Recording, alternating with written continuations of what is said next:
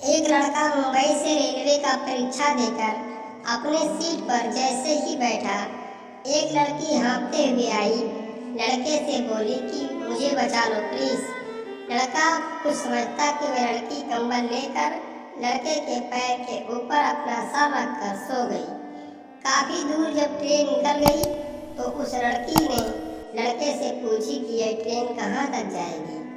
लड़के ने कहा कि लखनऊ तक। टीसी आया, बोला कि टिकट दिखाइए। लड़की ने कहा कि आप लखनऊ तक का टिकट बना दीजिए। लड़का लखनऊ तक आते आते उस लड़की से घुल मिल गया था। ट्रेन जब लखनऊ स्टेशन पर रुकी तो उस लड़के से बोली कि मैं इस शहर में नई हूँ, मेरे एक रिश्तेदार रहते हैं, लेकिन बैग में पता रखते समय भूल गई। आप 2-4 दिन अपने घर मुझे रख लीजिए। लड़के ने कहा कि ठीक है। जब लड़का अपने घर पहुंचा, घर की बेल बजाई तो लड़के की बहन देखकर हैरान रह गई कि भैया परीक्षा देने गया था तो रिजल्ट भी साथ लाया है। लड़के ने लड़की की मजबूरी बताई, घर वाले राजी हो गए। लड़की दूसरे दिन घर में इतना राशन खरीद कर रखती कि घर वाले भूल ही गए कि इस लड़की को इसके रिश्तेदार के घर छोड़ना है। लड़के के बहन की शादी तो तय हो गई, लेकिन 80,000 रुपए दहेज में कम पड़ रहे थे। लड़के के पिताजी लोन लेने की बात कर रहे थे।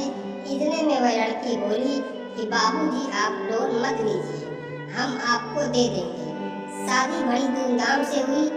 बहन की शादी के बाद लड़के ने लड़की से कहा कि मैं तुमसे प्यार करता हूँ, मुझसे शादी करोगी।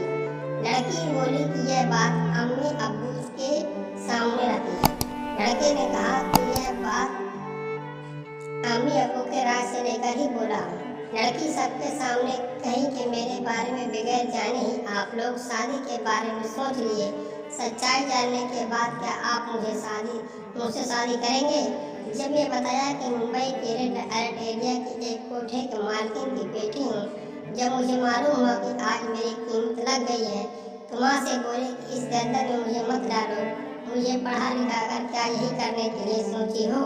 मुझे मेरी माँ ने कहा कि बेटी तू गिराक आने से पहले भाग जा। तब मैं भाग कर यहाँ आ गई। यह सुनकर सबके पाँव तले जमीन खिसक गई और उस लड़की से बोलना बंद कर दिए। यह बात तत्काल बेटी को ससुराल में मालूम हुई। लड़की ने अपने पति से बोली कि मुझे अपने मायके जाना है। वह तत्काल अपने मायके जैसे ही पहुँची, लड़की अपना कपड़ा समेट कर घर से निकलने वाली थी। लड़की ने कहा कि कहाँ जा रही हो? तो वह बोली कि भगवान जाने। इतना कहकर वह फपक कर रोने लगी और कहने लगी कि आप लोग का प्यार बहुत मिला।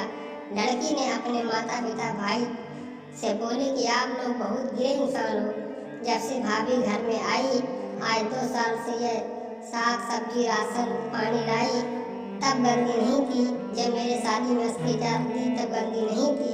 मेरे शादी का सारा सामान खरीद कर मुझे दी तब गंदी नहीं थी। ये जेवर बनवा कर मुझे दी तब गंदी नहीं थी। मेरी शादी में सारा खर्च जब ये उठाई तो गंदी नहीं थी। तब तो आप लोग प्रसन्नता के पुल आप बांधते थे। ये बेटी नहीं साक्षात लक्ष्मी है। अगर भाभी की जगह आपकी बेटी होती तो आप मुझे भी घर से निकाल देते।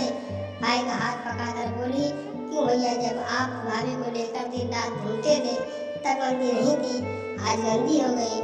अगर भाभी से आप भैया शादी नहीं किए तो मैं कभी नहीं आपके दरवाजे पर आऊँगी।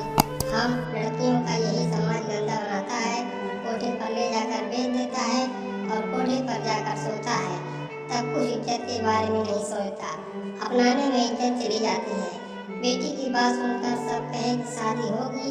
लड़की ने कहा कि नहीं बाबूजी, शादी तब करूँगी जब यह घर किसी मोहल्ले में सबसे आलीशान बन जाएगा। लड़के ने कहा कि मेरे बाबू के पास इतना पैसा नहीं है। लड़की ने कहा कि मैं बनवाऊंगी। लड़की ने अपनी माँ को टेलीफोन की। लड़की की माँ ने 50 लाख रुपए एक आदमी के माध्यम से भिजवा दी।